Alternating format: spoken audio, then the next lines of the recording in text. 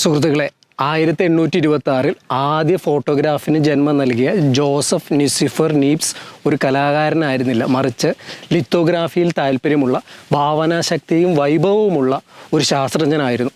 പൂർണ്ണമായി കെട്ടിയടച്ച മുറിക്കുള്ളിൽ ഒരു ചെറു സുഷിരമിട്ട് പ്രകാശമുള്ള പുറത്തെ ദൃശ്യങ്ങൾ കുറച്ചു നേരത്തേക്ക് ഭിത്തിയിൽ പതിപ്പിക്കുന്ന ക്യാമറ ഒബ്സ്ക്യൂറ എന്ന രീതി വികസിപ്പിച്ചെടുത്തത് ഇദ്ദേഹമായിരുന്നു.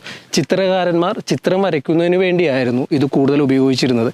ഇതിൽ നിന്ന് വ്യത്യസ്തമായി കോപ്പറിൻ്റെയും സിൽവറിൻ്റെയും മിശ്രിതമടങ്ങിയ ലോഹത്തട്ടിൽ ചിത്രത്തെ പതിപ്പിക്കാൻ അദ്ദേഹം ശ്രമിച്ചു. ഇതിനായി പാരീസിലുള്ള തൻ്റെ പണിപ്പുരയിലെ ജാലകത്തിലൂടെയുള്ള ദൃശ്യമാണ് അദ്ദേഹം തിരഞ്ഞെടുത്തത്.